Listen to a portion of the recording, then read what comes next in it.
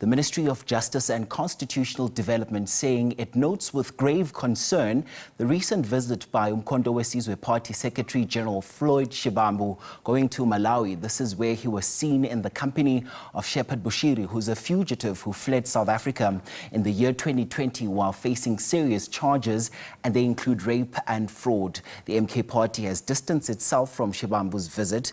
We are now joined on the line by the Justice and Constitutional Development Minister, Mmamoloko Kubayi, right now on the program. Minister, thank you so much for your time. Perhaps first things first, is it legal for a South African political leader to engage with a fugitive from South Africa abroad? Look, we can't say it's illegal because the person is not literally, is free in terms of having engagements in Malawi, because the court of Malawi released him from custody through his bail, requested that he must be out of custody, and then while we wanted him to be in custody. So from a legal point of view, I can say that we can't say we can arrest Floyd and all that. And that statement is very clear. We urging leaders to be responsible, because in their conduct, they undermine the rule of law. So as much as he can argue that there's nothing illegal that he has done, but morally there's actually something that is wrong. For a political leader, and that's why I'm happy that, and I appreciate what uMkhonto weSizwe as a political party has done to issue a statement to distance themselves, because they're a party that is represented in Parliament. And therefore, when its Secretary General, who is their face, is seen publicly, proudly to be associated with a fugitive, with victims remaining in South Africa, who are still seeking justice, it's a slap in terms of the law. And I think it's an error of judgment from Floyd, from this Mr. Shivambu, from this point of view, that I don't think he understood the severity of what he's doing and the implication for him as a leader having to go and associate with somebody like that publicly. And Minister, we'd be keen to also find out at this stage, will the ministry, your ministry, be investigating whether this visit undermines the extradition process of Shepherd Bushiri? And what is the current status actually of South Africa's extradition request for Shepherd Bushiri from Malawi? We have won the court case through NPA as South Africa. The Malawi court found that there are grounds for him to be extradited. He has cases to answer in South Africa. Though they limited it to 3 charges, that they believe that those actually have a case has been made for him to come and answer. And that will be dealt with in South African court when he arrives. He went after that court judgment to appeal in the High Court, which has granted a leave to appeal. And that's where we are waiting for them to consider, because we don't understand even that leave, what leave is about, because all we are saying is that he must come and face the charges. He was in custody. He actually he was out on bail, and he ran away from a bail hearing after bail. So he ran away from a court proceeding that he needed to be able to be subjected to. Now, that's where the process is. We are hoping that as soon as the Malawian government or Malawian court, High Court, hears the appeal, we don't think that there's grounds for them to grant that appeal for him to remain in Malawi, because he doesn't face charges of being killed or anything, or torture. South African legal system stands as one of the best in the world, and can be able to prosecute people fairly, and we do the processes within the regulation. But again, we have legal instruments between ourselves and Malawi.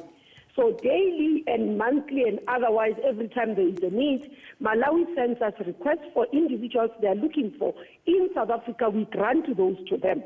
So I don't think as a Malawian country, they would want to compromise their own legal system by not cooperating with South Africa in terms of the legal instruments that exist. And so much has been said about this as it continues to unfold, Minister. I must add, because one of those questions that are being asked would be, what message does this send to the public about, first of all, the respect for the rule of law and the independence of the justice system itself? And perhaps will the ministry, your ministry, consider proposing measures to perhaps prevent political figures from potentially interfering in judicial processes involving fugitives? Look, it does, because we've never had something like this. It does need us to look at whether we should, because everybody can say there must be consequences for somebody who deliberately does this. I mean, no one in South Africa who is even in leadership position can say to us they don't know that Bushiri is a fugitive. So therefore, it might be issues that we look at as long-term. What is it that we must do to protect the sovereignty of the country and integrity? And you know what is most painful is a South African who goes to another country to undermine their own country. That's what is most painful about this incident. Mr. Shivambu leaves his own country, goes to another country in the presence of multitudes of Namibians, undermines the integrity and the dignity of his own country as a leader. I think that says a lot about his character. And that's why I'm so disappointed. And I said, for somebody that I've known for many years, even growing up in student movement and youth movement, this is out of character. This is just something that it's an error of judgment. How do you, I mean, Namibia and Bushiri is not a South African, it's a foreign national. You go and undermine your own country. What patriotism is there? Because we all have a duty to South Africa as South Africans. West as leaders. South Africans have a high cry about foreigners who coming into our country, doing as they please, they leave. Now, as a leader, you go and promote that in another country, not only with that person alone, but majority of those who are watching, that platform is broadcasted around the continent, it's broadcasted around the country of Malawi. So everybody is watching, thinks that it's possible and we should undermine South Africa and its justice system. And that's why it was necessary for us as ministry to issue this statement, because we worried about its long-term implications. But what it portrays to South Africa and to ordinary citizens and those who are outside our shores, who tomorrow will find themselves here, they will think that political leaders in South Africa actually promote non-compliance to the law, support fugitives, and that's why we had to issue the statement. So what would your reaction be to the fronts that say that you're just blowing off hot air, especially when you look at that there's a sense that, you know, Bushiri left under the watch of the Department of Constitutional Development when they gave him bail in the first place, and does this incident compromise South Africa's credibility or seriousness in pursuing fugitives through diplomatic channels? Look, the understanding was that the court, yes, granted bail on the basis that he will not leave the country.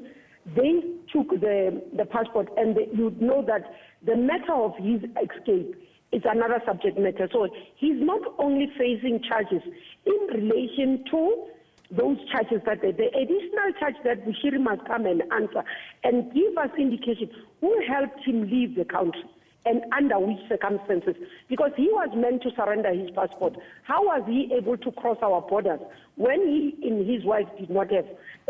Those are some of the issues that he needs to answer.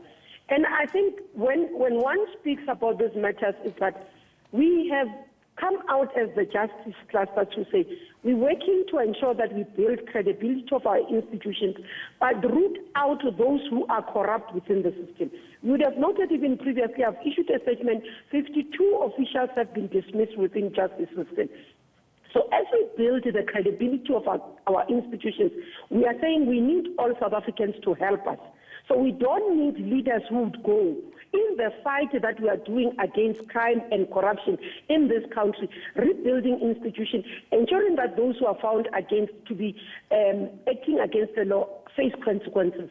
You go as a leader consciously to associate with the fugitive.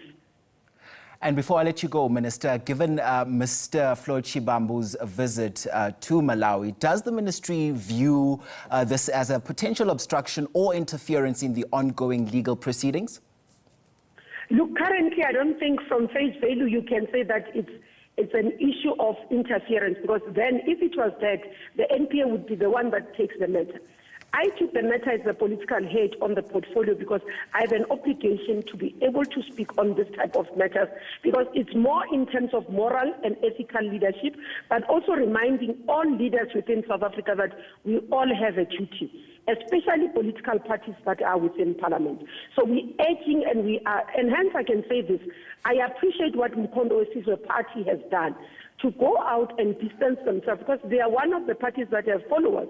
So what we were worried about when we issued the statement, it was before uMkhonto weSizwe party comes out, to say this could send a message to all followers of uMkhonto weSizwe that their leaders support breaking of the law and non-compliance to the law. And that's why we had to issue that to say, please, let's not fall into the trap of actually undermining our judicial system, where we are going tomorrow to one support from, to one help from, when we would have destroyed it.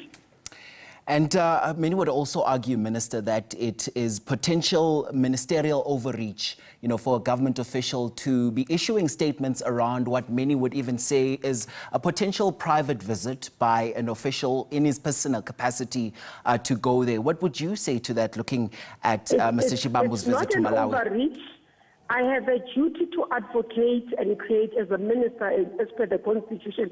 If you look in terms of the Constitution, Minister of Justice and Constitutional Development, or to say the minister responsible for justice, is one amongst, I think, 5 whose responsibilities are also in the Constitution. So part of my responsibility as a minister is to ensure that justice system functions. It's to ensure that there is access to justice, but all are equal before the law. That's part of my responsibility. It's not an overreach to call for compliance with the laws of the Republic. It's not for an overreach when a minister calls to say, we all as leaders have a responsibility, because the NPA head, for example, NDPP, can't call for that.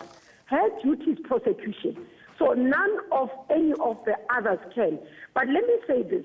What we looked at is that it's not only about him being in his private capacity. Mr. Shivambu is a political leader, he's a secretary general of a political party. He's a face of that political party that is in parliament. Now his action, his conduct has followers, sends a particular message, and that's why he can't be treated to say he's just an ordinary person. He's a person of influence in South African society. And therefore, his action, if it undermines the rule of law and justice system, we have to speak against. So that's within the parameters. Leadership, what we are calling for as the minister, I'm saying, leadership in the country must remember that while they have their freedoms, but they have responsibilities. And we all have to, as patriotic South Africans, as leaders who want and commit to building this country, have to work towards building a better South Africa. All right, that is the Minister of Justice and Constitutional Development, Minister Mmamoloko Kubayi. Thank you very much indeed for your time on the program.